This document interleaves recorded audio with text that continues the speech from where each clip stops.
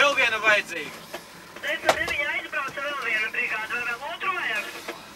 Te būs daudz, vajag tik saukt.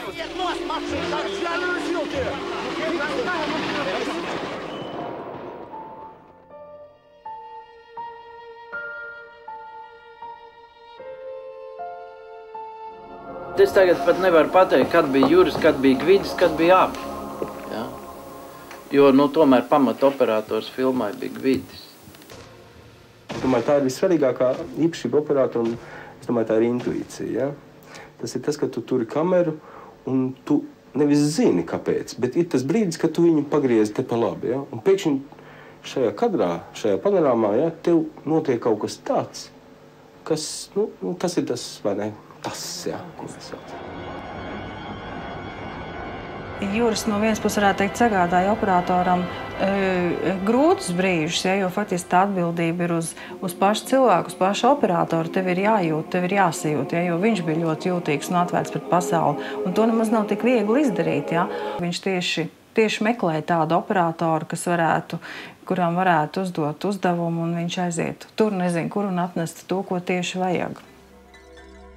Nu, tāda nerakstīta vienošanās bija, ka nu, mēs taisam šo kino un mēs taisam šo kino ar tādiem noteikumiem. Ja. Jo Jurim bija tā spārnotā frāze, ja tu kaut ko var neizdarīt tikai savas personīgās nāves gadījumā.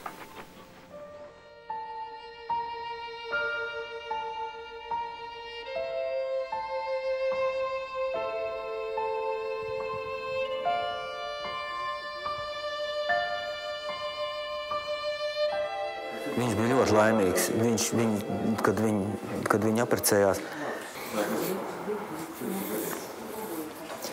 Nu, tie ir tādi divi cilvēki, ja? Divas saulītes kopā.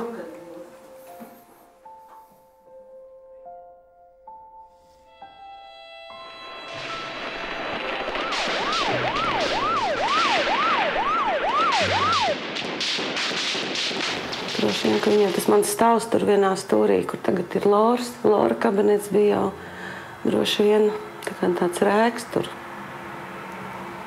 Tā. Tad līdz tai naktī.